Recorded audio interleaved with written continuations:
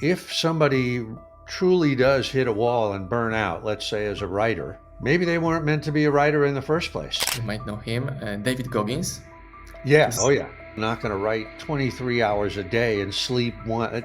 That's just crazy. The feeling that you're experiencing that sort of tells you don't do it or don't spend so much time on it or don't work so hard on it, that's pure resistance with a capital R. And that's your own self-sabotage. And that tells me that that's what you have to do. I can see it in your face right now. You're I yeah. asked you for this interview on this chat because I've noticed there are so many people in Poland, not only in Poland, but I met most of the time with Polish people, that they started their journey. They started the journey. For example, they wrote their first book, a second one, a fifth one, a 10th one, then run like 10 marathons. They post like a million posts on Facebook, Instagram, and so on. They create multiple projects and businesses. But then there's a wall, like in the marathon after 27 kilometers, a wall, like you cannot pass. So I was wondering what kind of tips you could give us to people who actually started the journey. They become pro, but there's a moment when even pro struggles to keep doing the things that he done. Because I noticed that when we get the knowledge, experience, we know how to do shit, then we see, okay, it's boring. Let's find another one, something completely different. So I'm super curious. What do you think about this process? It's a great question. Um, I've actually been thinking about that recently. The idea of, in English, of having a practice. Does that, what I mean by that is like, someone might have a yoga practice and every day they would do yoga for an hour or have a meditation practice that they would do, whatever each day. And I look at my own writing as a practice. And one of the things about a practice is it's lifelong. And I think that I don't hit a wall and I don't get bored because there's always I'm continuing to evolve, and if what I'm doing is getting a little stale, then I'll try to take it to a higher level, or to move into some other area that I haven't done before. But I always feel like the goddess, the muse, is giving me a new assignment, one assignment after another, and each one is stretching me and keeping me going. Um, I wonder if somebody truly does hit a wall and burn out, let's say as a writer, maybe they weren't meant to be a writer in the first place. Or maybe they just were using writing to get them to a particular goal. And they do need to move on or to switch to some other field, or rejuvenate themselves creatively one way or another. But I think if you're a real dancer or a real filmmaker or a real poet or whatever, um, you're in it lifelong and you'll continue to evolve. Willie Nelson, the American singer, is 90 years old. He's still putting out records. He's still touring, and still doing new stuff. So I think that's that. I hope that doesn't happen to me. Let me put it that way. It certainly hasn't happened yet. I'll keep my fingers crossed. Because I see a lot of people around me who decide, okay, I do want to do again next year, another year in, let's say, in social media. But at the same time, they are pro. They know how to do it. They know how to bring results. They know how to bring audience. Sometimes I feel the same way because I know how to sell online. I know exactly what to do to sell. But at the same time, I'm feeling like, maybe it's a time for something new. And part of me is saying like, but listen, Marcin, you've got the skill. But the second part of me is saying it's boring for me. And I'm a bit afraid of the word boring because boring is not the code for a pro, right? you wrote you wrote in your book Turning Pro that pro is a pro and he knows what to do. But at the same time, I feel there's a time for a twist, for a pivot, for a change. But to change, I have to stop doing things I was doing till now. Am I correct? I think, you're right. I do think sometimes one really does reach a point of exhaustion in a certain field, right? Or a certain medium that you're using. And I get a little tired of social media too. Um, but I think we just simply need to keep asking ourselves, what's the next step? What am I interested in? How do I need to evolve? Because there is always something new. There is always a spin you can put on something, or maybe even a really radical change to something you've never done before. Um, it's that's a real time for introspection, you know, for talking with somebody you really trust, and really asking yourself, where do I want to go next? What's interesting to me? What scares me? That's another great thing is that I always use is, what am I afraid of? Because that's a place I want to go.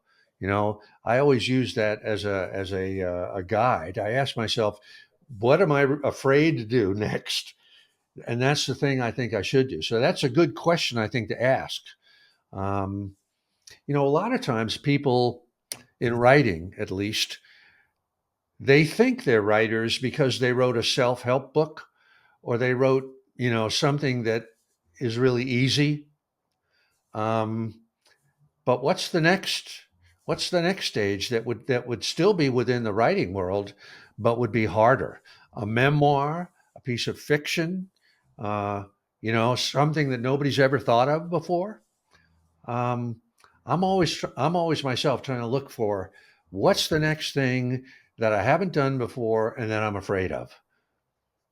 I've got a friend. He got a gym.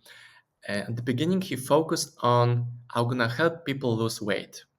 He's very good with this, but he reached the point of like, okay, now I want to work with the pro. So he's trying to pivot from focusing on fat people to put his focus into athletes or pro sports pro.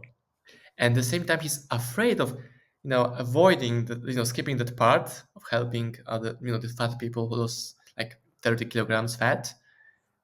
And he's like, I'm afraid. So that's the question for you, like, does the signal, if I'm afraid, it means I have to dig in and explore this fear and then maybe find a way to turn on the right or left? I would agree with that. And that's not something that you need to do in a big decisive break.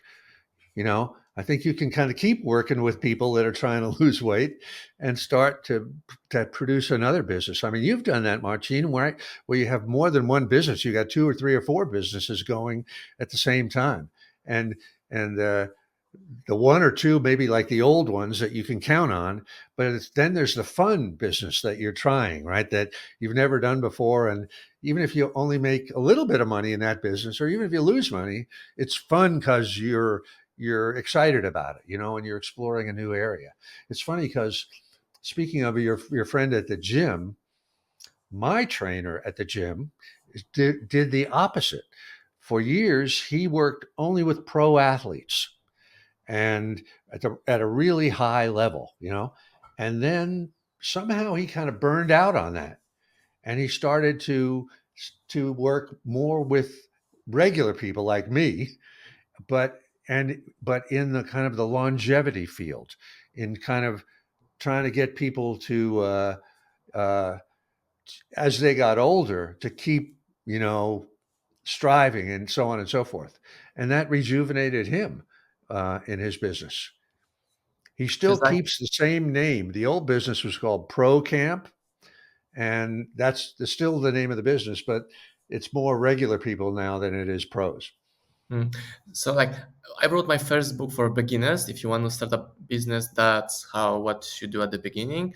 So now I could focus on like, okay, now you make your first $1 million selling something online, let's say that way.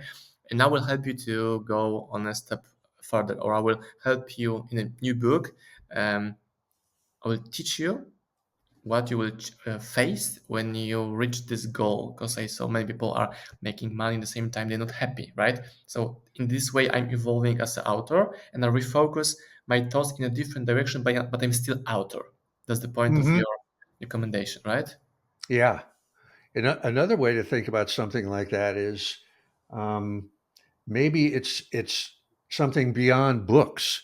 Maybe it's, in person working with people, or maybe it's some other medium other than the written word. Maybe it's video. Maybe it's who knows what, or something that we haven't even seen before. Um, but I think that's a great way to go. Like, what is his name? There's a guy named Dan Sullivan here in America who's a coach for entrepreneurs, helps people with their businesses. And he sort of started out working one on one with small to medium sized businesses, but it has evolved for him where he works only with really high end entrepreneurs. And like to work with him, you got to put up $100,000 a year. Uh, but that's kind of how he has evolved. Um, and now I guess it's exciting for him to work, with a smaller number of people, but for a higher price. It's Hmm. just there are a lot of ways to evolve. That's for sure. Like for me, this is a small example. With my girlfriend Diana, we're now publishing our own books. So I'm still writing them, just like before. But now we're, like the book I sent you, the Daily Pressfield, that came in that special gift box thing. We're kind of exploring that sort of model of publishing where it's beyond just a book, that you get something, that Amazon can't give you, or that in any event, it's just sort of a way of moving a little bit sideways, Hmm. but still being in the same field. But I certainly know what you mean about getting bored or hitting the wall. That's certainly not good. We have to evolve one way or another. We are now publishing. We just published like 2 days ago a book written by Dan Pena, uh, and we put the price on the book 5 times more than normal book in a shelf. Ah, It attracts different kind of customers. It also attracts a lot of hate comments like, "Hey, you crazy! You're crazy!" Normal books cost around. Okay, your Polish version of book cost $20 in Poland, and Dan Pena books cost $100, and that's fun for me, to see how to react in these comments and still making money of because people are buying this book because this book is great. So that kind of spins intrigues me and makes the game fun again. That's what you said with your self-publishing idea. yeah. Let me ask you, Marcin, why did you decide to do that? To price Uh, it at $100? I said to myself, I can do it. I can charge for a book like $20, but I've never ever charged 100. Let's have a try. There's So you nothing. were just curious to see what would happen. Yeah, I felt like I will had to stretch Uh-huh. and go with different marketing ideas to promote the book. Ah, But the risk was quite low. In a worst scenario, I can put discount on the book and sell it, for half a price or what, with a 30% discount or whatever. ah. It intrigued me. I've noticed it like little spark, like, hey, that's what if? What if? Yeah, yeah. Yeah, we actually did the same thing with the Daily Press field where and actually it went against my instinct. My instinct was let's keep the price normal. But Diana and another person that we work with said, no, no, no, no. This is really a high level quality thing. Let's really price it much higher than we did before. And to my amazement, it worked. So I have to say I was wrong. But you're right. It is kind of fun. It's a whole new psychology, isn't it, of why someone would pay $100 for a book. I'm like But Diana, because my business partner in this project was afraid of the pricing. Like, oh man, like what we're gonna with the book? It's gonna be like a gold letters, like we're gonna put 50 bucks notes in the book. Well, what? No, gonna print nice book, nice cover with golden, frames Uh-huh. around it, and that's it. You wanna buy it? Yes. If you don't wanna buy it, no problem. And Mm. so I was Diana, and he was Steven in this in Yeah. this. And you also write a lot about being active, putting your ass in the work, sitting each day in front of your desk, typing, writing. Do you stop? Do you need time just to stop, to break the routine and just stop? I'm actually not from that school. I don't stop. Um, unless something forces me to Yeah. stop. Uh, but I'm definitely a believer that when you finish one book, you should immediately go to the next. It sort of goes back to what I said before about having a practice, and that a practice is lifelong, and that like if we have a yoga practice or a meditation practice, we don't stop, right? We don't, maybe we'll take a week or something off once in a while if we're on vacation, or, but even then, um, it's a lifelong commitment, particularly in a creative process where creativity, I believe, is like a river. It's like a river that flows through you, and the river doesn't stop. And so, why should you stop? And so, I'm not a believer in taking vacations for very long. A little bit once in a while, but I start to get a little uncomfortable when I'm not working. And if I go for a long time without working, I become not very much fun to be around, and I start to be experiencing symptoms of anxiety and depression and that kind of thing. And once I go back to work, then I'm fine. There's kind of guilt in you, like, hey, I just lost 10 days of not No, I writing. just think, a flower grows. You can't stop a flower from growing or an oak tree from growing. A friend of mine makes this analogy. He says that a rat, there's something about the teeth in a rat. I don't know if you know this, that if Ah, they don't get worn down from chewing, the teeth grow back into the brain and kill the rat. So you've got to, if you're a rat, you got to keep chewing all the time. like a So I'm beaver. kind of like a Beaver. rat that has to keep chewing. Because I notice when, for example, if I don't write today, I'm thinking about the idea for next post or for next book. Even when I run, for example, today I went for a run, like 1 hour run, and I know the feeling of creativity coming. It's something flowing through your body, through your mind. Body is running, but at the same time, ideas coming from Uh-huh. Yeah. different parts. So Yeah. after this one, I stopped. I was okay. 3 main ideas from the run. So can I say that I was actually working during this running process? Because I know that people think working means like I have to be in front of the computer. For me, working means like, okay, I look in the sea for 2 hours. There's nothing, but at the end, boom, something's happened. Yeah, I agree with you completely. In fact, I would bet, Marcin, that you when you finish a run, you probably go straight to your phone or your tape recorder and write down your ideas that you had right before you forget them. I Mm. mean, so I think running is a great way to do that because it gets the effort of running allow puts your ego to sleep. You know, a lot Mhm. of people have, and I'm one of them. I get ideas when I'm driving. Yeah. There's something about driving, that it puts your mind, you have to focus enough, Yeah. but not completely, or Yeah. also in the shower, I get ideas. And, Einstein used to say that he got ideas in a sort of a twilight state when he was in bed, and he would try to like not wake all the way up, but sort of stay in that kind of half, when the ideas were coming to him. And if he found himself waking up, he'd like go back to sleep again. Um, so I think, yeah, that. I don't think you have to be sitting, in front of this thing grinding constantly. Ideas come during the rest of the day. Yeah. So Particularly, I'll tell you another thing for me where ideas come for me is like watching movies or reading a book or listening to music. if it's something that's really good, and I sort of say to myself, "Boy, I wish I had done that," or "I wish I could operate at that level." A lot of times, like you, when you run, I'll have an idea for a new book or for something like that. So yeah, Mm, there's a guy, you might know him, David Goggins. yeah, oh He's yeah.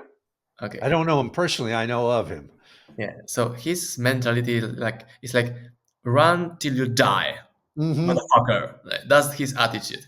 And even in Poland, people are saying like you are like so, you're like a David Goggins because you will go and you're gonna die, but you will go. I'm a not huge fan of this theory, and I wonder what think about it. Like no matter what, I will go. I will broke my foot. I will run. I'm a huge fan of managing the energy and choosing directions where to put it. What do you think about this?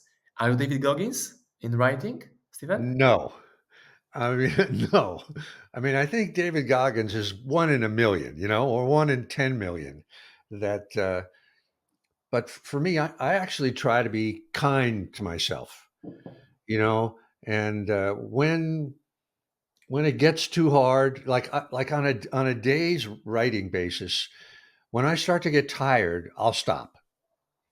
When I start making mistakes, when I start making typos and stuff like that, I'll stop because I feel like the equivalent in running would be if you reach a point where you say to yourself, if I keep running, I'm going to hurt myself. You know, Hmm. I'm I've already burned out the proper muscles that I should be using. Now my body's going to start recruiting muscles in my lower back and muscles, you know, in my groin. And next thing you know, I'm going to be hurt. So I look at it as the long game.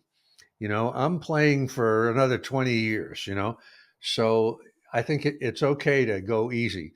I remember, I don't know if you're into horses at all, Marcin, I but know how horse look like. but I ran for three I, times in my I life. remember being with friends who had some race horses at the racetrack. And the trainers of the race horses, they really don't work them very hard. They take them out, they warm them up, they run a couple of, around the track a few times, they do a few sprints, they maybe will train them a little bit getting into the starting gate, but they're pretty easy on the horses, really. And a lot of, as soon as they're done, they soap them down, they wash them, they, they're really taking care of those horses because those thoroughbreds are fragile horses. They can be hurt, and if they're hurt, they're ruined, and it's a lot of money down the drain. So I sort of thought to myself, I should do the same thing with myself. It means I work every day, but I'm not going to work myself to the point where I get hurt. It's just crazy. So yeah, you just describe how David Goggins speak and work and make sports. Like I will die at the end, but I will be fine.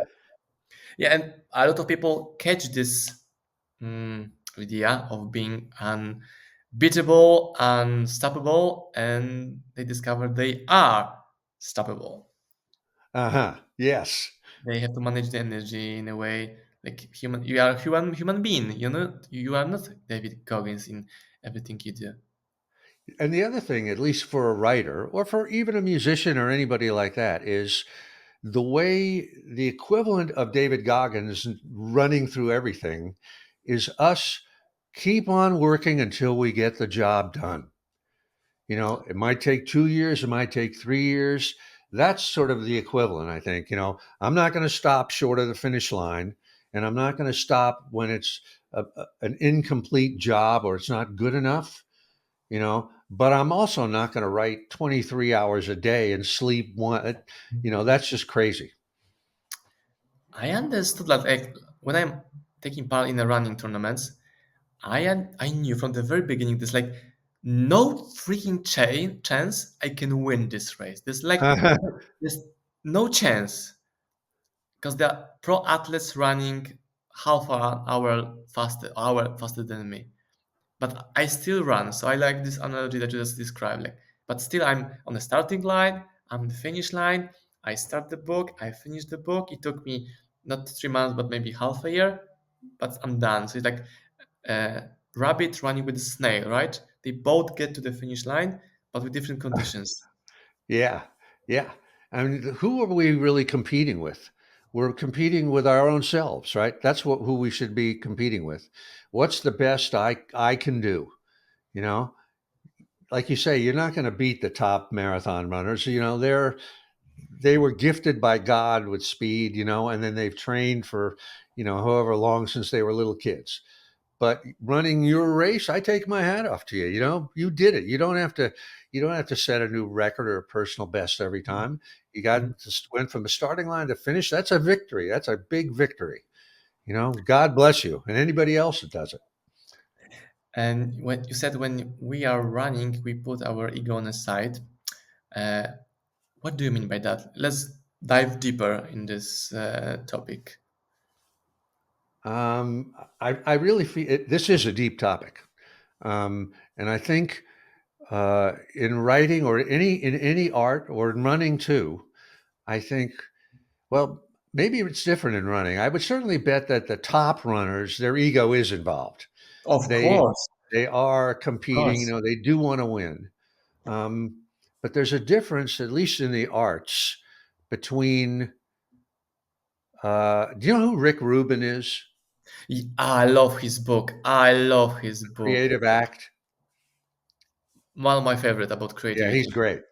In fact, I just recorded the Daily Pressfield at Rick Rubin's studio for the audiobook just this last week. But Mhm. in any event, he always says if you're doing a piece of art, piece of music, or whatever, and you're attached to the outcome, it never comes out as good as if you're doing it just purely for the love of the work itself. Like if he's working with musicians and they're thinking, "Oh, this has got to be a number one hit." It's what does the audience want? Let's give the audience what they want. That never works. That's coming out of the ego. But if you're just in there asking yourself, what do we really love? What kind of music do we want to do? Forget about the audience. In fact, Rick Rubin says the audience is the last person he's concerned with. What he wants musicians to do is what they love. And hopefully, if they love it, then people out in the real world will love it too. And that's to me not working out of the ego, but working out of the soul, working out of the self with a capital S. And it's also a lot more like play, like when a little kid plays. If these guys are in the studio making music, they should be really enjoying themselves. It should be, this is great. I can't, let's get this even better, um, rather than aiming for an outcome. Mhm. So it's tricky, Marcin, because ego, we do want to be striving to be the best we can be and to do the best work that we can. So we are aspirational, we do have intention, but that's different than being in the ego, where you're competitive with other people.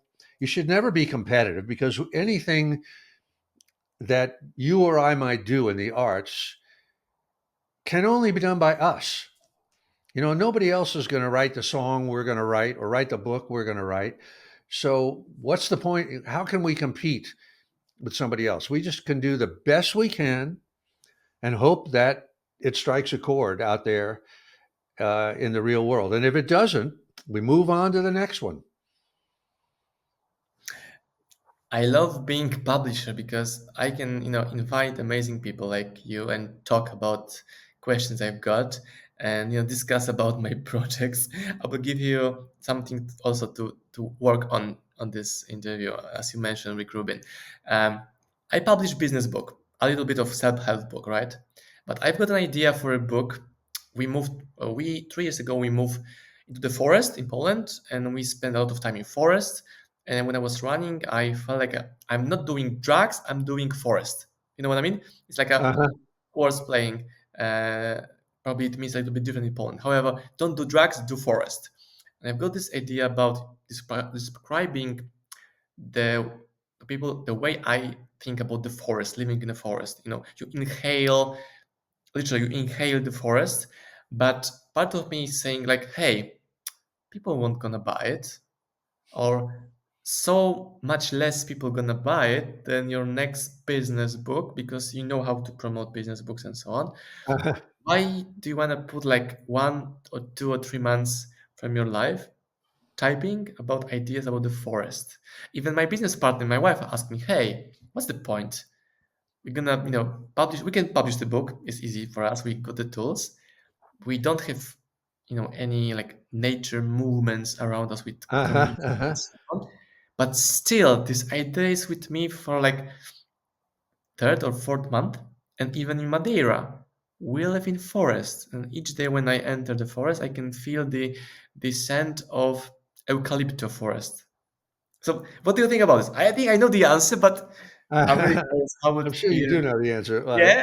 I would say that the forest book is the one you should really concentrate on. That's really coming from your soul, and that's if we think in terms of the muse and the goddess that inspires us, she's sending you that book, and she always knows better than we do. When we say to ourselves, "Oh, I don't think anybody's going to buy this forest book," who cares? You know, the point is you're doing it for yourself. But the other thing is, a lot of times, those books or movies or that we think nobody's going to like, they wind up really liking it a lot. Um, like my first two books, novels, The Legend of Bagger Vance and Gates of Fire. I thought when I was writing them, nobody's going to be interested in this. They're so obscure. They're so, but they turned out to be the two most popular things I ever did. So I was wrong, but I was inspired to do it, just like you in the forest. So I would say keep doing it. It's probably the most fun, the best thing you'll ever do. Even though you don't know why you're doing it, there's a reason, and it'll become clear to you a year from now or 2 years from now. Even if But it's just like follow a that drive. if it's like a stage between something, right? Yeah, there's No. something there that you may not be able to put your finger on now, but it's for real, and you should follow it. You know, the two sides. The only thing that making me consider this idea is like Steven just said, Martin, do it. Other but like there's no other reasons to do it. Like literally no other reasons. No financially, no nothing. But still I'm so in this idea. That's not I've got plenty of ideas. However, this one is in back of my head for like months. Yeah, you got to do it. Imagine if we had Rick Rubin here right now, and we asked him, what would he say? He'd immediately say just what I said: do it, do it, do it. And then see what's gonna came out as a result from this, or just don't care about this. um, it's so simple, Yeah. and you said yes like without like microsecond of Oh, like, yeah. Absolutely. No doubt. so it means like You're artists. the feeling that you're experiencing that sort of tells you don't do it or don't spend so much time on it or don't work so hard on it. That's pure resistance with a capital R, Mhm. and that's your own self-sabotage. And that tells me that that's what you have to do. I can see it in your face right now. You're you're Yeah. you have a negative thing, but that's purely resistance. And the more resistance we feel to something, the more certain we can be that we have to do it. Mhm. uh, Polish readers love your books, many reasons, but one of the reasons is like you write in such a like short ways. Like sometimes the one chapter is 1 page, but this page like is like so like the point. You don't need to add more to it. That's your unique way of writing, or you just decide that okay, if you got if you, when you got an idea, for example, the book "Move Your Ass Where Your Heart Wants to Uh-huh. Be." Some readers said like, "Hey, this book could be wrote in a 1 page. Why this author is typing for like hundreds of pages, and why you charge us so much money for the book?" Like, what one idea? My answer is like, okay, try implement this idea and you will see the result. But at the same time, there's only one idea to the book.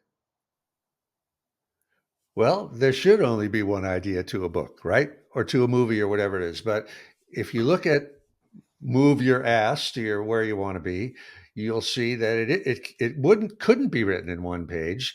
That it first talks about that idea at the physical level, literally moving to Madeira or wherever it is, moving your fan. Then it talks about moving as a career move. That if you wanted to be an actor, you would move to Hollywood, or if you wanted to be a dancer, you'd move to London or New York or Paris, and then it keeps going on deeper and deeper levels until it gets down to like the soul level and the self level, and but it's all about the idea of moving your sense of commitment to the place where the work can really come into fruition and not being in a place where it's never going to come, whether Mhm. that's emotionally, psychologically, or geographically. So it 100 pages is a short book. In any event, that's my story, and I'm sticking to it. Mhm.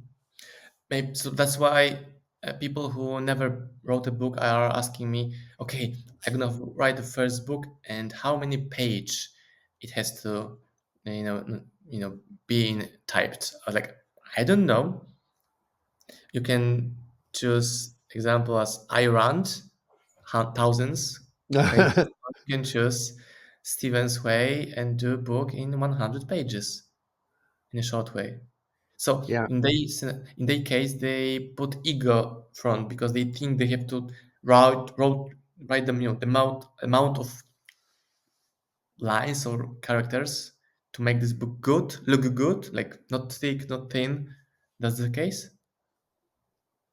Yeah, people do. There's a lot. I mean, that's one of my things that I hate when I read a book and I read like the first 12 pages and I kind of get the idea.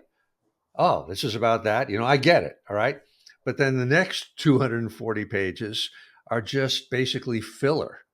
You know, they they just are saying it over and over again in a different way without going any deeper into it. And I say, like that person that didn't like Move Your Ass. It should have been a shorter book. Mhm. You know, I used to have an agent, my first agent, and I asked him the same question. I said, "How long should a book be?" And he said, "How long is a letter? Some letters are short, some One letters line. are long. It's the sort of the subject matter dictates. If we're writing a biography of Charlemagne or of Mussolini, it's probably going to be a pretty thick book because we're going to get into all that sort of stuff. But if we're writing a little self help book about meditating, it might be, 100 pages or something like that. It all depends on the subject matter, I think. Mm. Interesting. So it's all about putting your ego on the side, do the work, let the muse do the work, and be open for this inspiration which is gonna come from different places, different stories, and different projects, right? Yeah. And by the way, let me say something else to you, Marcin, personally. I got to validate you and praise you for the way that you have,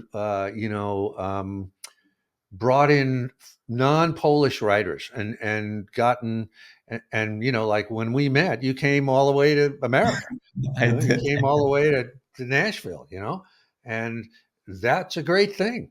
You know, that I give you a lot of credit for that. That's real. Looking for writers that are not necessarily in Poland, that are somewhere else, but that Polish readers would like. That's a great thing. I'm proud of you for doing that. It's great. Smart business and hard work. Good idea. A few days ago, a friend of mine asked me about this. How did you brought Steven Pressfield to Poland and so on? I told her, I just went to USA and I asked him personally, and she said like, look, just don't use the word just. You move your ass where you're Yeah. So that could be the summarization for the interview. I felt like I was talking with a friend, asking my private questions, and I'm sure this video gonna help like thousands of people all over the internet. So I've got like last question at the end. Damn, I know the answer, but I'm gonna ask the question no matter what. In an era of social media, algorithms, and so on, everything changed. Like algorithm is promoting different things. I saw people who have like amazing ideas, amazing posts, amazing books, but they cannot reach, to people because of the algorithm. Let's say let's Mm. call it algorithm. We are saying that we notice that something changed in the internet, Facebook, YouTube, Instagram, and so on, that they cannot reach to the audience. What they can do to reach to the real audience, except just doing the job, just doing the work, just doing the book. That's a hell of a question. And I ask myself that question all the time. And I haven't figured it out for myself. You know, I haven't found the algorithm that really works for me or not enough. Um, and it even seems to be unfair in a certain way in that certain people that have a big reach to the audience really don't have very good material. And other people that are doing great work don't have that algorithm. There's I sort of hate that you have to kind of play the game. You have to market yourself, you have to sell yourself, you have to put yourself out there. It didn't used to be that way 20 years ago or 40 years ago or 50 years Even ago. 5 years ago, it was different Yeah. game. So I find myself, I have to do podcasts, I have to go out, I have to speak. I don't like it. Um, I wish I could just be home working on new material. But unfortunately, marketing and promoting is a big part of the game for anybody these days. If you're a musician, same thing. If you have a band, you have a song. How do you get a song noticed these days? When there are like, you know, 5,000 songs a day are being put on Spotify or whatever it is. It's a shame, but everybody has to find some way of playing that game. Even if you pay for Facebook ads and so on, you're still, I would say, fighting with like dumb shit online like, that's promoted higher. Or in a time of politics campaign, you're losing because people are looking for different kind of news and they are more attracted about this and algorithm.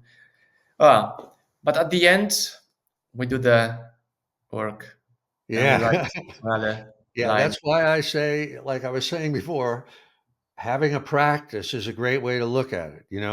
We're doing our work, it's lifelong. We're going to do the best we can and try to do like Rick Rubin says, don't not be attached to the outcome, but do what we love and make it play as much as we can. It will be also interesting to talk with Rick Rubin, not about his book, but how he promoted the book. Because I wrote this book like a year ago, more or less. Just after I saw the first information, I heard about this book from my friend. Then I saw some informations about he's doing interviews and podcasts and so on. I wonder how would he answer? Would he answer the same way as you did, or he would say like, okay, you have to be a super author and be a super entrepreneur and super marketer to, got these two things and be super famous. Yeah, And I'd be interested to know myself. I don't know. I don't know. I certainly see that he does have a pretty big presence out there in social media, and they've done documentaries about him that you see on TV, but I don't get the feeling that he's really pushing that himself. I think a lot of people are just interested in him, and people, I imagine, come to him and say, could we do a film with you, or could that kind of thing. But I don't know. I don't know the answer. okay, so Steven, thank you very much for your time. Another time, another interview in Madeira, kind of tradition. I'm super grateful I could ask so many questions. Some of them were my questions, some of them were questions that I represent, I bring from your Polish audience. So thank you very much. Thank you very much for everything you do, and thank you very much for your time today as And well. Thank you, Marcin. Thanks for coming to Nashville and making me a friend. And thanks for everything you do, and all the books that you're bringing out, and the way you're moving ahead. And the last thing I'll say is get into the forest and keep doing that thing. Don't stop. And please do remember, if you are coming to Europe, like anywhere in Europe, just let me know and I'll be your tour guide and food on me. Just It's let a me know. deal. It's a deal. All right. Thanks a Take lot. My care. best to everybody, including Thank Nina. Nina is the best. Thank you, Steven. Take care. Okay. Bye bye. Bye for now.